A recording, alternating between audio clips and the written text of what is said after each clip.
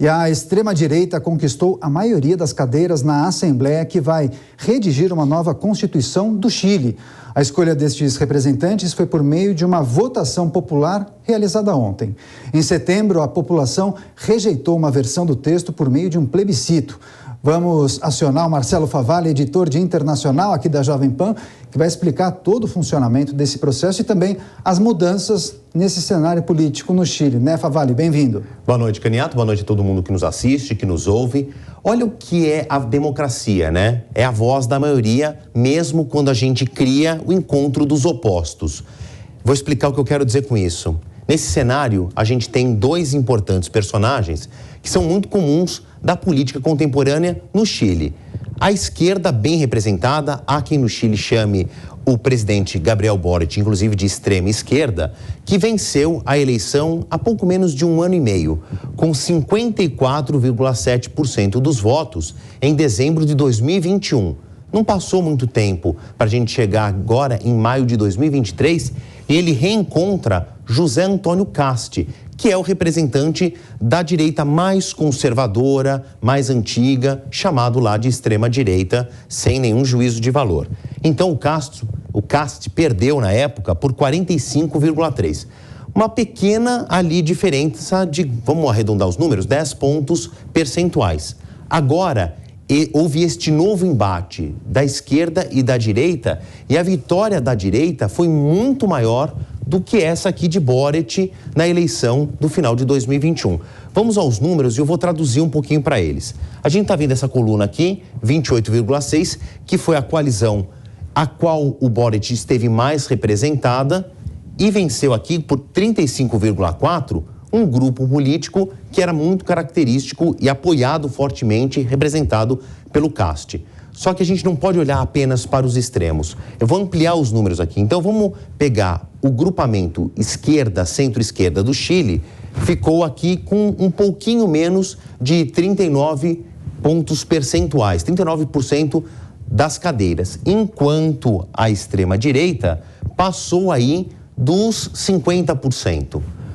Ou seja, num grupamento que vai ter 51 representantes, 50 deputados e mais um que vem de grupos indígenas, esses 51 vão ter prazo aí de 1 ano para reescrever a Constituição, que vai ser reapresentada à população por plebiscito. Só que este bloco da direita, centro-direita, a direita mais conservadora, somou muito mais cadeiras do que os esquerda, centro-esquerda, 23 contra 16. Então vai dar a este grupo de direita o chamado poder de veto. Eles vão ter capacidade de derrubar propostas trazidas pela esquerda, pela centro-esquerda.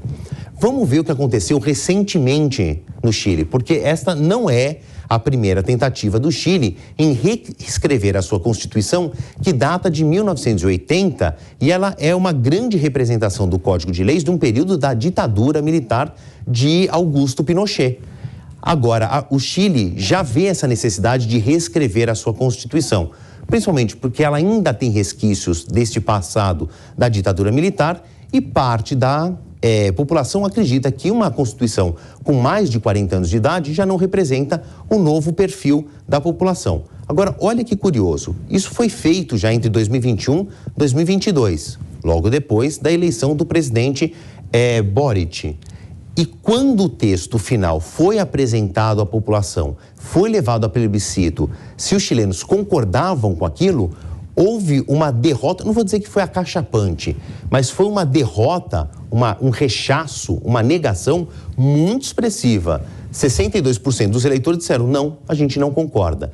E que Código de Leis era esse, né? Que Constituição era essa? Ela tirava um pouco do caráter liberal, conservador, que havia sido impressa, então, em 1980.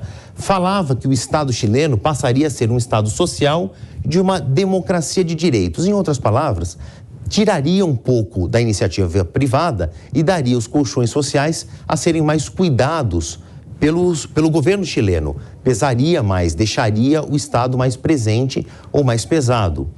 Falava em saúde, educação e previdência universais. Caberia ao Estado cuidar destes setores que são majoritariamente controlados pela iniciativa privada desde 1980.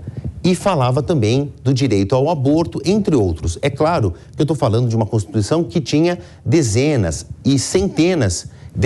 de artigos e centenas de parágrafos adjacentes. Aqui eu fiz só um resumo para a gente entender que, por mais que este desejo da Constituição de um novo Código de Leis tenha surgido depois de maciços protestos, principalmente da esquerda, e quando ele ganhou um perfil mais à esquerda, ele foi rechaçado pela sociedade. E aí começou-se da estaca zero.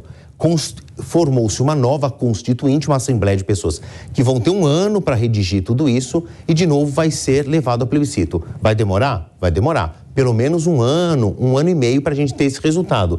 Mas a gente vê que neste embate de esquerda e direita, que a gente está assistindo de novo na América Latina, a direita marcou um golaço aqui, viu, Caniato? Tá certo, e claro que a gente vai acompanhar todo esse processo para a redação e construção dessa nova Constituição no Chile. Grande abraço.